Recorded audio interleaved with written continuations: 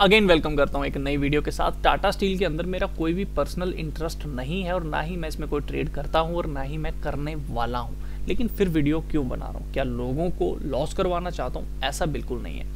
इस वीडियो का पर्पस ये है कि जो लोग होल्डिंग इस स्टॉक में लेना चाहते थे, बाइंग करना चाहते थे, या फिर जिनके पास होल्डिंग है उनके लिए एक अलर्ट यहाँ पर आया है और वो आप सबको पता होना चाहिए। अगर नहीं पता है तो कंप्लीट वीडियो देखना, या फिर अगर आपका इंटरेस्ट है टाटा स्टील में तो ये वीडियो आपके लिए खास हो सकता है।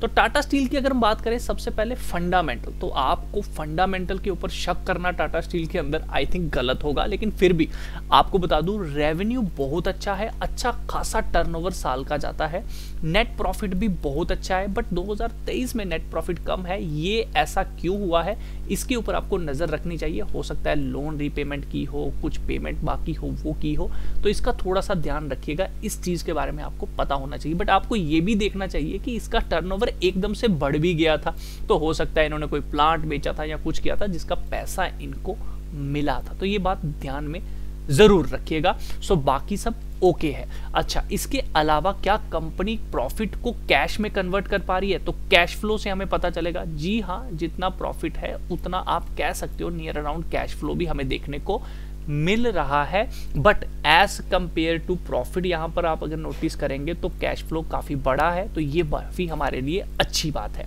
अच्छा, अब कंपनी के ऊपर कर्जा कितना है? अगर कंपनी के कर्जे की बात करें, थोड़ा ही कर्जा है, ज्यादा बड़ा नहीं है। डेब्ट टू इक्विटी रेशो जब 1 के ऊपर चली जाए तब रिस्की होती है, ध्यान रखना वो कंपनी। तो यहाँ पर अभी उसके नीचे है, काफी ऊपर थी पहले, उससे कम किया है, हो सकता है कुछ साल ऊपर जाए फिर डाउन बिल्कुल कर दें, तो ये बात ध्यान रखिएगा। कोई अभी इतनी रिस्की कंपनी नहीं है। बात करते हैं यहाँ पर प्रमोटर होल्डिंग की। प्रमोटर की होल्डिंग 33% की है, जो कि अब जाके 33.7 की हो चुकी है। थोड़ी होल्डिंग बेची है, बट एक इंपॉर्टेंट चीज ये है कि इन्होंने स्टॉक्स को प्लेज किया था जिसको इन्होंने छुड़वा लिया है, ये बात ध्यान रखिएगा। बात करें एफ होते हैं बड़े प्लेयर, अच्छा खासा होल्ड यहाँ पर ये लेके बैठे हैं, बट कहीं ना कहीं ये थोड़ी बहुत सेलिंग जरूर कर रहे हैं।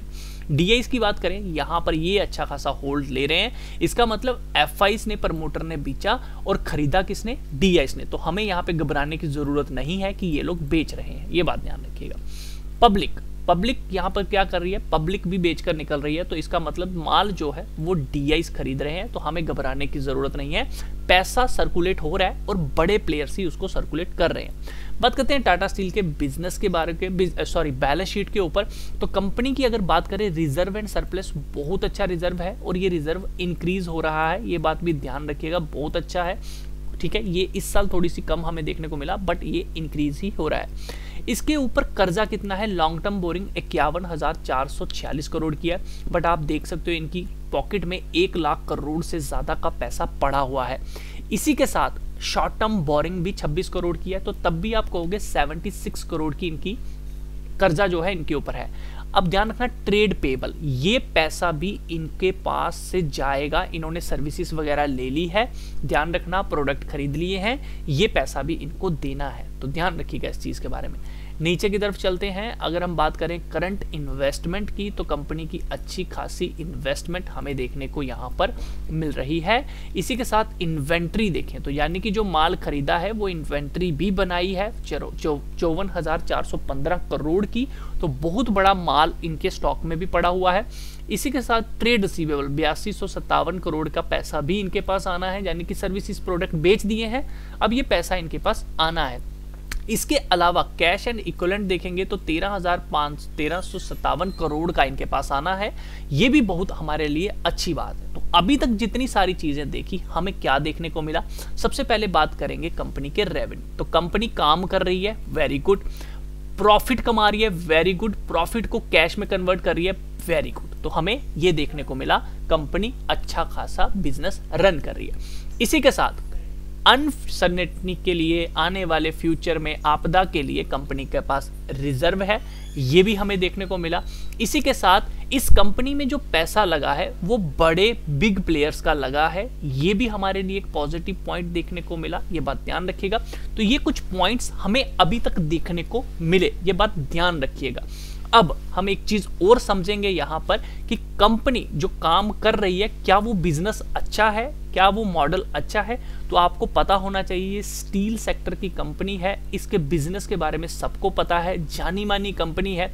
अब उसको सुनते हुए टाटा जी का नाम इसके साथ जुड़ा है, सब कुछ है। अगर आपको लगता है कि भैया बिजनेस अच्छा नहीं है तो आप एग्जिट कर सकते हैं, आप होल्ड ना करें। बट अगर आपको भरोसा है, जो चीज़ें अभी तक बताई हैं, इतना बड़ा टर्नओवर इतनी जल्दी खत्म नहीं होता, ये बात भी ध्यान रखना। कुछ गड़बड़ हो जाए उसका हम कुछ कह नहीं सकते, कुछ भी हो सकता है आने वाले समय में, ये बात ध्यान रखना बब्बी। लेकिन अभी जो करंट सिनेरियो है वो बहुत अच्छा है इस कंपनी का, हमें कोई दिक्कत वाली बात नहीं देखने को मिल रही। हाँ, कर्जा जरूर बढ़ा है, ये एक नेगेटिव पॉइंट है, बट वो इतना रिस्क फैक्टर नहीं है, ये बात ध्यान रखिएगा, ठीक है। बाकी रही बात पैसे की, तो इसमें जो पैसा सर्कुलेट हुआ पड़ा है वो बिग प्लेयर का ही है। तो क्या आप बड़े निवेशकों के साथ जाना चाहेंगे या नहीं जाना चाहेंगे, कमेंट करके मुझे जरूर बताइएगा। एज पर टेक्निकल लेवल क्या अलर्ट है मैं आपको बता दूं, इस स्टॉक में एक रेजिस्टेंस बना था 159 का, आप देख सकते हैं वीकली बेसिस पे ओपन हाई जो था वो बना था, आज उसके ऊपर क्लोजिंग हुई है। ध्यान रखना जिनके पास भी ये स्टॉक है, जिन्होंने भी पोजीशन बनाई हुई है, वो 159 या फिर मैक्सिमम 148 रुपीस का आप एक स्टॉप लॉस लेके चलिएगा। ध्यान रखिए इसके नीचे अगर क्लोजिंग देता है तो आप लोगों को बता दूं कि ये जो सेलिंग प्रेशर आया था यहां से, ये दोबारा हावी हो जाएंगे लोग इसको नीचे की तरफ ले जाने की तरफ। बाकी अभी के हिसाब से अगर हम लोग नोटिस करें तो ये एक चैनल पैटर्न के अंदर वीकली बेसिस पे चल रहा था। अगर आप ध्यान देंगे तो आपको यहां पर पता चलेगा ये एक चैनल पैटर्न था जो चल रहा था कहीं ना कहीं। इस चैनल पैटर्न को तोड़कर अब ये ऊपर वाले चैनल पैटर्न की तरफ जाने की कोशिश कर रहा है। अब आप बोलोगे ये कैसे मानने कि ये ऊपर वाला चैनल पैटर्न है, अगर आप ध्यान दें तो आपको पीछे से समझ आएगा। ये देखिए मैं थोड़ा सा यहाँ पे कर देता हूँ, तो ये जो मैंने ब्लैक लाइंस ड्रॉ की हैं, अगर आप नोटिस करें यहाँ पर भी ये इस तरह से कुछ दिखाया गया है, बाहर निकला था लेकिन नीचे आ गया था। उसी तरह दोबारा इसी चैनल पैटर्न में ये चलने की कोशिश कर रहा है। तो अगर ये इसी चैनल पैटर्न में चलता है तो ध्यान रखिए आने वाले समय में 2030 तक ये 288 के टारगेट आपको दे देगा, क्योंकि फिर अगर ये चैनल पैटर्न में ट्रेड करना शुरू हो गया तो कुछ इस तरह से चलना शुरू होगा जो आपको एक अच्छा रिटर्न दे सकता है। लेकिन अभी के हिसाब से एक बात ध्यान रखना, इसने प्रॉपर तरीके से अभी 159 के ऊपर क्लोजिंग नहीं दी है, क्योंकि इसने वन डे क्लोजिंग दी है। हमारे लिए इंपॉर्टेंट ये है 159 के ऊपर अच्छे से सस्टेन करे तब एक ब्रेकआउट आए तो हम बोलें।